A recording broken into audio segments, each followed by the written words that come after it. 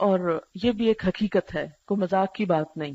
اور اس کے بارے میں بھی ہم دیکھتے ہیں کہ قرآن میں جو سود خور کے بارے میں آتا ہے نا، الذین یأکلون الربا لا یقومون الا کما یقوم الذی یتخبطہ الشیطان من المس، کہ جو لوگ سود کھاتے ہیں ان کا حال اس شخص جیسا ہو جاتا ہے جس کو شیطان نے چھو کے باولا کر دیا ہو، یتخبط خبتی بنا دیا ہو.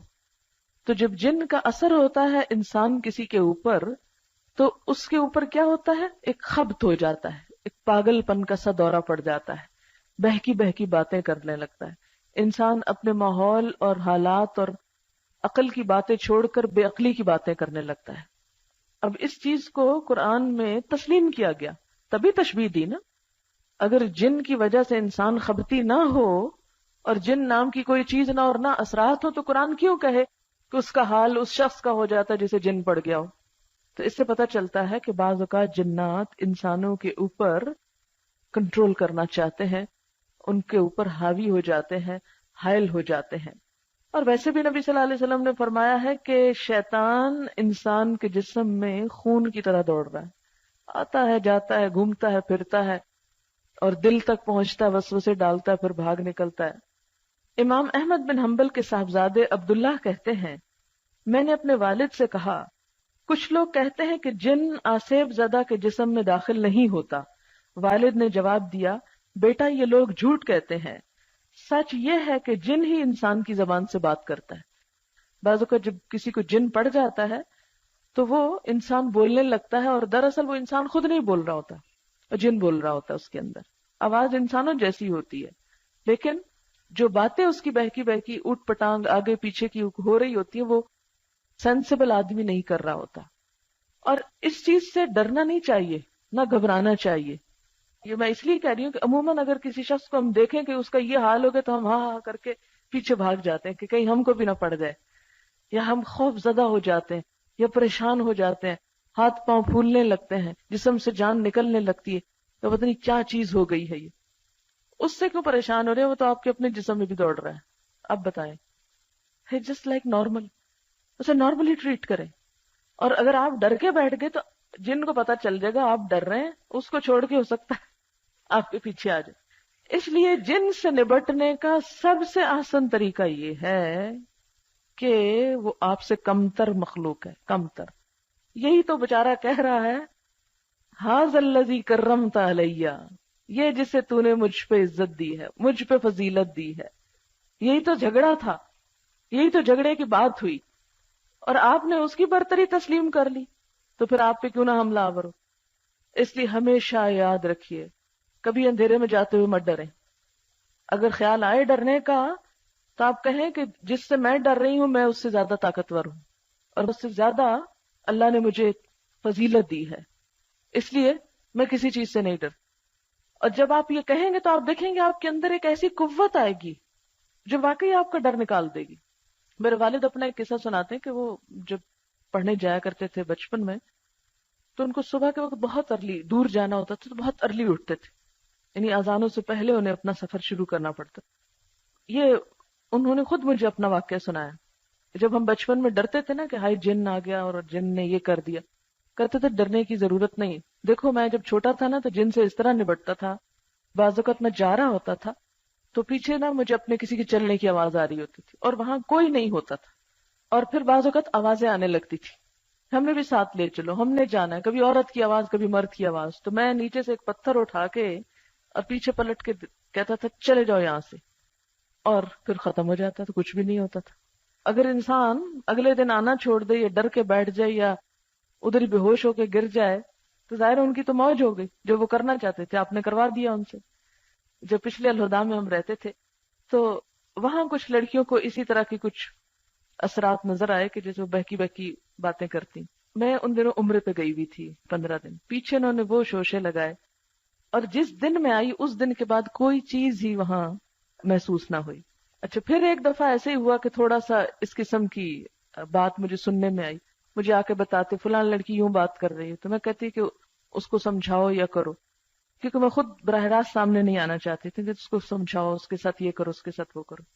اچھا وہ ہوا یہ، وہ ایک دن بولنے لگ گئی کچھ، اور بولتے بولتے وہ جن اپنا نام بولنے لگ گیا اور پھر ایک نیا افسانہ شروع ہو گیا اور لڑکیاں اس سے بات پوچھنے لگ گئیں. اچھا، جب جن نے یہ کہا کہ میں تو کلاس میں بھی جاتا ہوں اور سب سبق سنتا ہوں اور اس قسم کی باتیں، اور وہ لڑکی جو بول رہی تھی جن کی آواز میں، وہ اچھی بلی سمجھدار لڑکی تھی، ایسا نہیں کہ، لیکن اس سے مجھے محسوس ہوا اچھا 2-3 دن تو میں نے انتظار کیا. اس کے بعد میں نے سب کو اکٹھا کیا، وہ ڈانٹ پہ لائی کہ ہوش آ جائے، اور میں نے کہا کہ خبردار آج کے بعد کسی نے یہ شوشہ چھوڑا اور یہ کہا اور اس قسم کی حرکتیں، اور اس کے بعد بالکل ٹھیک ہو گیا، کچھ بھی باقی نہ رہا. تو یہ ہم اس طرح کی ہچ ہچ کر کے ان کو دعوت دیتے ہیں کہ ہم انتظار میں آؤ، ہمیں کچھ کرو، ایک شغل کے طور پر. ابن تیمیہ کہتے ہیں احمد بن حنبل نے جو بات کہی وہ مشہور و معروف ہے. جن انسان پر سوار ہوتا ہے اور انسان ایسی زبان میں بات کرنے لگتا ہے جو سمجھ میں نہیں آتی، اس کے جسم پر اتنی مار پڑتی ہے کہ اگر کسی اونٹ کو مارا جائے تو اس کے بدن پر نشان پڑ جائیں، اس کے باوجود اس شخص کو پٹائی کا احساس نہیں ہوتا. یہ میرے خود چشم دید واقعہ ہے کہ ایک شخص کو میرے والد نے مارا تھا ہمارے سامنے ہی، اور اتنا مارا تھا کہ انسان وہ مار برداشت نہیں کر سکتا. لیکن جب وہ جن چلا گیا اور اس کے بعد جس کو مارا تھا تو مجھے تو پتہ ہی نہیں، کچھ بھی نہیں اسے ہوا.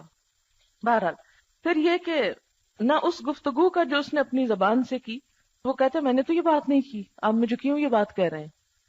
آصیب زدہ شخص کبھی تو دوسرے انسانوں کو گھسیٹتا ہے، کبھی جس چیز پر وہ بیٹھا ہوتا ہے اس کو کھینچنے پھاڑنے لگتا ہے، کبھی دیو ہیکل مشینوں کو ایک جگہ سے دوسری جگہ منتقل کر دیتا ہے. اس کے علاوہ اور بھی بہت سی حرکتیں کرتا ہے. جو شخص اس کا بچشم خود مشاہدہ کرے گا اس سے معلوم ہو جائے گا کہ جو چیز انسان کی زبان سے بات کر رہی ہے اور ان چیزوں کو الٹ پلٹ کر کے رکھ دیتی ہے وہ انسان کے علاوہ کوئی اور مخلوق ہے، وہ انسان نہیں. ابن تیمیہ رحمہ اللہ مزید کہتے ہیں کہ ائمہ مسلمین میں کوئی بھی اس بات کا منکر نہیں تھا کہ جن آصیب زدہ شخص کے جسم میں داخل ہوتا ہے، یہ سب یہ مانتے ہیں ائمہ علماء کرام. جو اس کا انکار کرے اور یہ دعویٰ کرے کہ شریعت اس کو نہیں مانتی وہ شریعت پہ تہمت لگاتا ہے. شرعی دلائل میں کوئی ایسی بات نہیں ملتی جس سے اس کی تردید ہوتی ہو. علامہ نے مزید کہا کہ جن لوگوں نے آصیب زدہ کے جسم میں جن کے داخل ہونے کا انکار کیا ہے، یعنی جو یہ کہتا ہے کہ جن انسان کے اوپر نہیں آتا یا نہیں آ سکتا، وہ معتزلہ ہیں. یعنی اس دور میں کچھ ایسے لوگ تھے کہ جو دین کی باتوں کا انکار کرتے تھے، تو انہوں نے کہا کہ یہ وہ لوگ ہیں. پھر اسی طرح یہ ہے کہ یہ پانی پہ اپنا تخت بچھاتا ہے، وہاں سے اپنے فوجی دستے روانہ کرتا ہے لوگوں کے پاس بہکانے کے لیے، اور اس کے نزدیک سب سے معزز وہ ہوتا ہے جو سب سے بڑا فتنہ گر ہو. اور خصوصی طور پر شیطان اس اپنے کارندے کو سب سے زیادہ چاہتا ہے جو شوہر اور بیوی کے درمیان جھگڑا پیدا کر کے آئے. مسلم احمد میں کہ نبی صلی اللہ علیہ وسلم نے ابن سعید سے کہا تمہیں کیا نظر آتا ہے؟ اس نے کہا سمندر کی سطح پر ایک تخت نظر آتا ہے جس کے ارد گرد بہت سارے سانپ ہیں. نبی صلی اللہ علیہ وسلم نے فرمایا ابن سعید نے صحیح کہا، وہ ابلیس کا تخت ہے. پھر اسی طرح یہ ہے کہ جنات کی جناتی فوجیں ہوتی ہیں، اور جیسے کہ اللہ تعالیٰ قرآن پاک میں فرماتے ہیں الم تر انا ارسلنا الشیاطین علی الکافرین، جو کافروں کے اوپر مسلط ہوتی ہیں تو عزهم عزا، جو انہیں حق کی مخالفت پہ خوب اکساتے ہیں. پھر اسی طرح یہ ہے کہ ہر انسان کے ساتھ ایک ہمزاد شیطان ہوتا ہے، جیسے ایک فرشتہ ہوتا ہے نا جو اسے کبھی نہیں چھوڑتا. صحیح مسلم میں حضرت عائشہ رضی اللہ تعالی عنہا کی حدیث ہے، وہ کہتی ہیں کہ ایک رات نبی صلی اللہ علیہ وسلم میرے پاس سے نکلے، مجھے غیرت آئی اور میں بھی پیچھے نکل گئی. آپ واپس ہوئے اور میری سانس پھولنے کی کیفیت دیکھی تو فرمایا کیا تم کو غیرت آ گئی تھی؟ میں نے کہا بھلا مجھ جیسا آپ جیسے پر کیوں نہ غیرت کرے گا؟ آپ نے فرمایا کیا تمہارے پاس تمہارا شیطان آ گیا تھا؟ میں نے کہا اے اللہ کے رسول کیا میرے ساتھ شیطان ہے؟ آپ نے فرمایا ہاں. میں نے کہا کیا ہر انسان کے ساتھ شیطان ہے؟ آپ نے فرمایا ہاں. میں نے کہا آپ کے ساتھ بھی؟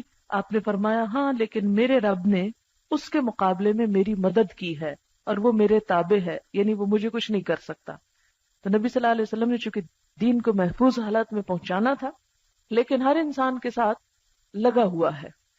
اور اس میں یہ بات بھی آتی ہے کہ جب ایک انسان اپنے گھر سے نکلتا ہے اور اس وقت وہ دعا پڑھتا ہے بسم اللہ توکلت علی اللہ لا حول ولا قوت الا باللہ، تو کیا ہوتا ہے؟